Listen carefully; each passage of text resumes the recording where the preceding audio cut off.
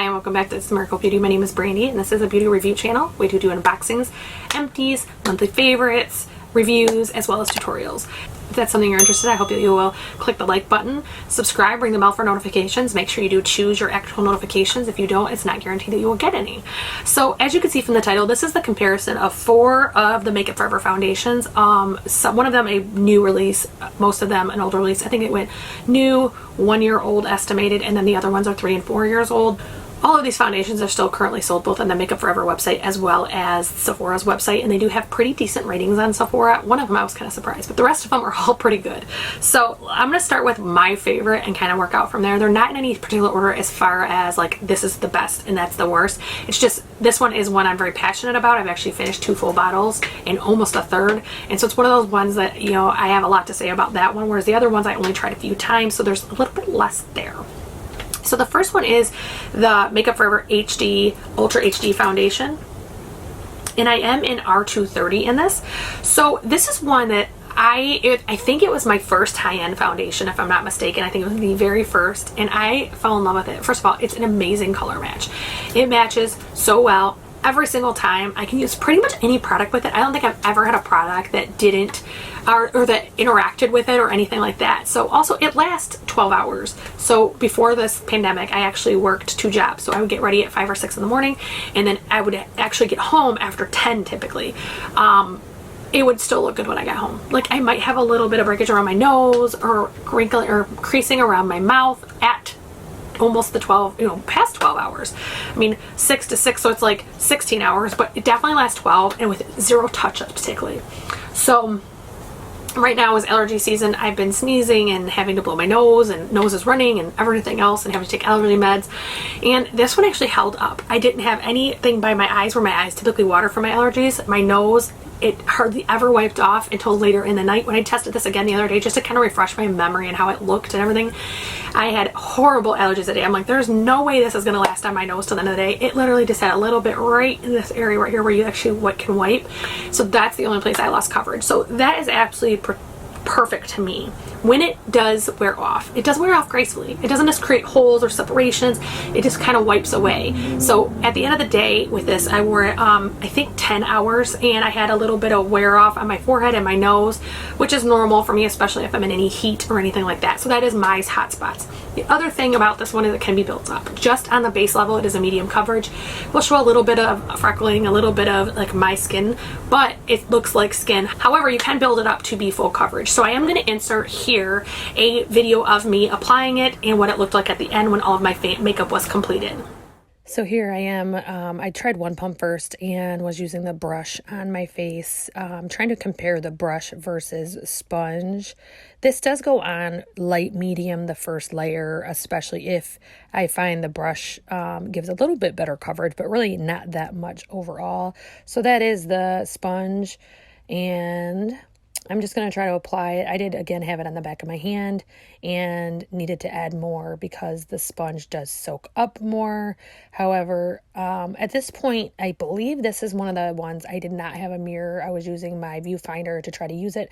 So it's unfortunately sunrise as well, as you can see. But that is the finished look after I had completed the rest of my makeup.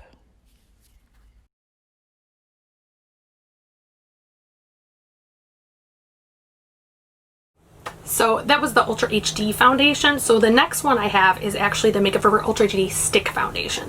So this is the first time I've ever used this stick foundation. I'm not a huge fan of them typically. In fact, today I'm wearing a combination of Wander Beauty Stick Foundation and Hourglass, I can't remember that one's called, the Hourglass Stick Foundation though. And the Hourglass is too light. I can't wear it on its own, and then the Wander breaks down too fast, so I can't wear that on its own. But together they do typically make a good match. But it's something about it, I prefer liquid or powder. So this one I've been wanting to try though, because I had heard people who don't prefer stick foundations really enjoy this one and thought it worked really well, and it does supposed to have on par with the Ultra HD liquid foundation. So it does look like this, and again I'm in R230. So this is one that I honestly was a little shocked about. Again, people kept telling me that I would be, but I didn't kind of buy into that.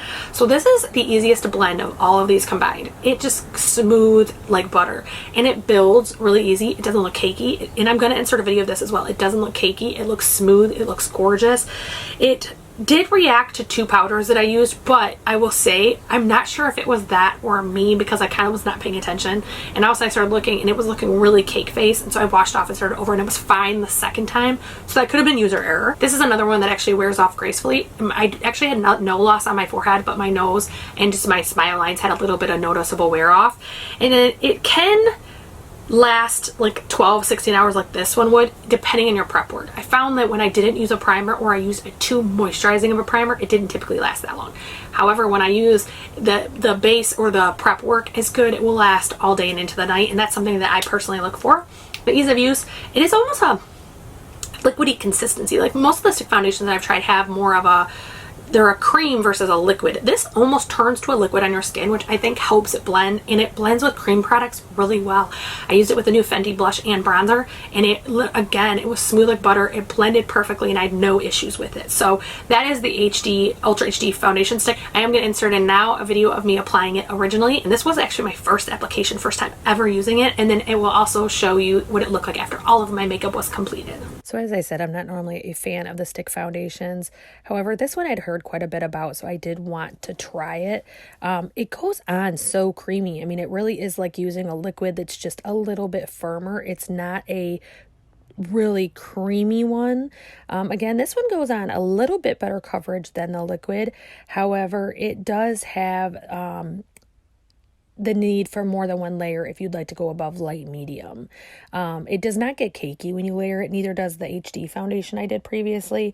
However, it's just something you want to watch as you layer, that you're only layering where you need it. Like I try not to do too many layers on my forehead, on the sides of my nose, but on my cheeks where I have freckles and redness, and on my chin, I do tend to put a little bit more. So with this one, I did add it to my forehead because it was, first of all, very luminous, and it was not getting cakey, so I did add more.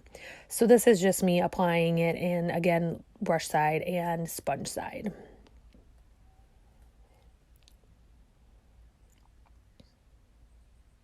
You can see at this point I do have a mirror that I'm looking in. So this is the finish of the foundation. I've pretty much got to the end, and I'm just touching things up and making sure that the coverage is equal around my face. This is my finished look. I did use powder products with all of these.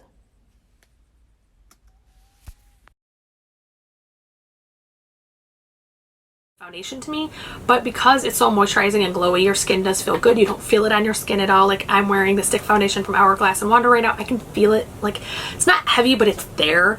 This, I felt absolutely nothing. It was just really a nice smoothing foundation. It does wear off a little bit less gracefully than its sisters.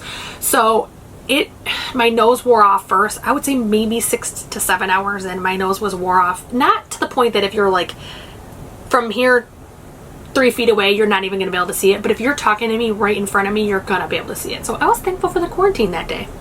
But this one is also one that I feel like it could be used with a brush or a sponge, whereas I don't even think I remember to mention that, but if you use the other ones, I personally think a sponge works better. This one you can use either one because it is lighter coverage and you do get a great smooth canvas either way. I feel like this would be great for short-term makeup days in the summer, meaning if you're sweating and everything else. I don't think that this will last over 5 to 6 hours. However, if you have, you know, just a party or an evening or something, I think it will be fine, especially if you are in air conditioning versus the summer heat. In Michigan, we get to the 80s and 90s pretty regularly. Don't think this would hold up in that, but I'm going to insert a video here of me applying it. This is the very first time or second time I applied it. I can't remember for this one, and what my end result look with all my makeup on look like. So I'm going to insert that here. So this is the, I think, second time I've tried this. It is not a first impression. It does take a little bit more. It is light coverage. I am trying it on one side with the brush, and then I will again do the other side with a sponge. I only recently started using foundation brushes, so I'm definitely not an expert. Well, I'm not an expert at anything, but definitely not with foundation brushes. But for the Reboot, I did feel like the brush gave a lot better coverage, whereas the other two, it was kind of split. It definitely left less brush marks with the Reboot as well. So I always do go over my entire face with a sponge, even if I use a brush. However, if you could see, this is light coverage. However, it's I would say between light and medium. I did do 2 layers and I thought it did a really good job without caking. My skin looks like skin. There's still freckles. There's still, you know, imperfections. So this is the finished look here. I was really impressed with how this turned out. I thought it was very glowy. I thought it looked very good. I didn't have any issues with it. So I thought it was a pretty good one. So last of all, we have the Makeup Forever Powder Foundation. This is the Matte Velvet Skin. And I had heard pretty good things about this, so I was pretty excited to try it. I do have, again, R230 in this, and it does look like this. So this is one that I should have actually got a shade lighter. This is to start before anything is on your skin. It is much darker than the normal or R230s I have in the liquids. So if I ever catch this on sale, I do plan to pick up a lighter shade. So what's the deal with this one? First of all, you have to be really sparingly because you can get cake face really, really fast because it is powder foundation that is so full coverage. The shade's not aligning perfectly, and the fact you can get cake face are some of the first things I would want to mention. However, there are some absolute beautiful things about this. First of all, this ages better than any of those foundations. One of the days, I did have a little bit of cake face like right here and in my smile lines, and I used the blending brush to kind of smooth it out, and then it lasted. I didn't have any issue until, I don't think I washed my face till 9 o'clock at night, and I had to put it on about 9 or 10 in the morning. So it definitely is one of the longest lasting foundations I've used of powder foundations. It doesn't blur away, and when it ages, it doesn't crack and look ridiculous. It kind of just wears away, much like his sisters. So this is one that you can use, and this isn't for all powder foundations, but this one you can use as a setting or finishing powder as to add coverage as well as a foundation. So it's honestly really gorgeous either way. It's all in how you use it. And this one, like the Ultra HD liquid, held up for my allergies all day. I had watery eyes, I had to blow my nose 100 times. Like, it still looked really good when I washed it off.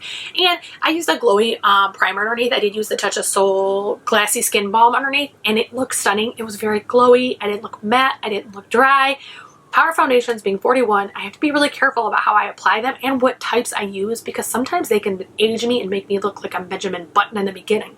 So definitely one that I like. I actually love this with the Reboot to increase the coverage. It actually looks really cute. I forgot to film a video for that portion, so if that's something you're interested in seeing, let me know. I'll be happy to do that. But I'm going to insert now a video in here of me applying this. It's the very first time I ever used it and how the end result looked when I was done. So this is a first impression. This is the first time I've ever used the foundation.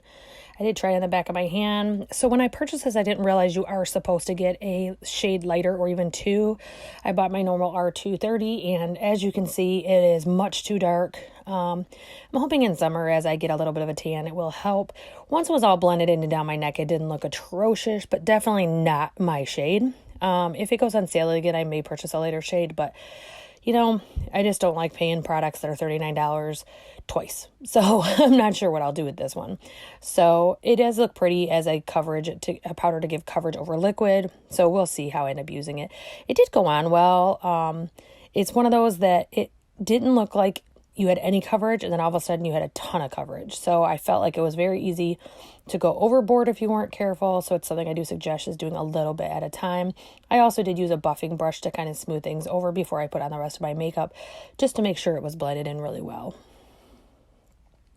As you can see from the video, I did try both sides of it. I did prefer the black side. I know a lot of people preferred the white side, but I did prefer the black side and how it did it. And here's where I'm using the brush to try to kind of buff it in and see if I can get a little bit better coverage. I actually did prefer the brush over the sponge that comes with it, which again is kind of contrary to a lot of the videos I've seen. But I just thought it blended it better. I thought it looked better. And I thought it helped make the color difference, you know, not as noticeable. My biggest areas of concern were next to my nose and under my eyes. I didn't love it under my eyes. I probably would skip that area or use concealer that I don't have to bring down there next time. And this is the finished look. I wasn't mad at it. I liked it. It looked glowy. It looked pretty. It definitely, you could tell it was a color difference, but, you know, it just was a big difference. So that was the application and the review or first impression of each one of these foundations. So I thought it would be kind of good to rank them now that I've tried them all. Now that I've used them more than once, and one of them like a few bottles worth, but I thought that I would rank them and give them what I thought that they would be as far as best to worst. So it might shock anybody who's watched my channel for a little while, but I actually think number one would be the stick foundation. This one is just so easy to blend, and in summer I do love cream products. I like to not powder everything, and this one is one I absolutely could do it. It does dry down enough that I could use it, my cream products, and it would dry and I wouldn't have to set it. It's stunning, but it's actually more than it's pretty. It's because of the easy use. This foundation is one of the easiest foundations I have ever used in my entire life. Like, it blended easy. I didn't have to fight with it. I didn't work with it. I didn't have to manipulate it. It's the very first time I used it was beautiful, and it has been each time since. So that's definitely something that it puts it at number one. Number two is probably no shock. This is my Liquid Ultra HD by Makeup Forever. This is one that, again, I've used 2.5 bottles because the other bottle I received from someone else was not quite my shade, and it expired as I was trying to get it used. So now that this is my 4th bottle of this, 3rd in my shade, I don't think I'll have any problem using this one up as well. It's just an easy foundation. It does what you need it to. You can use your brush, your sponge, your hands. It all works. When I'm half asleep in the morning and ready for work, you'd be amazed how many different ways I do my makeup. So that one definitely is number 2. Number 3, I'm actually going to put the powder in. I almost thought about putting the Reboot there because I really like all 4 of these. This doesn't mean the Reboot sucks because it's the last. However, this one, because of the duality, that you can use it as a setting powder that adds a little bit of coverage, or as a foundation, and that to me increases the value of the item. Again, I just strongly suggest that you go down a bit in the shade, because this one, I don't know if this would even be my summer shade. Like, this is the same exact shade as this, but it's much deeper. This is also a little bit more pink tone than my R230, which is a pink tone foundation, but this one's even more pink tone, so I have to be careful in how I use it. But I definitely put this as number 3. And lastly, again, this is not by any means a criticism of the foundation. I really, truly love it. However, the Makeup Forever Reboot I am putting in 4th purely for the sheer fact that it's less coverage, which is what it's designed for. That's not a criticism of the product, but for my use, that's why it's number 4. But also because it doesn't last more than about 6 hours so far. I am going to keep trying it and seeing if I use more of, like, maybe my Hydro Grip primer or my e.l.f. sticky primer, see if I get it to last longer. But the 3 or 4 times I tried it, it just wasn't lasting past 6-7 hours. I think one of the times it was like 5, but I think it all depends on what you use with it. So that is my review of 4 of the Makeup Forever foundations. They do have I think 2 others, if I'm not mistaken. They have a matte one, and then they have like a glowy one. So these are the Makeup Forever foundations. If you like this review, I hope that you will click the like button, and I hope that you will subscribe, ring the bell for notifications. And if there's a foundation brand you'd like to see a comparison or review from, I hope that you will post that down below. I'd be happy to see if that's something I can do. Have a great day, guys.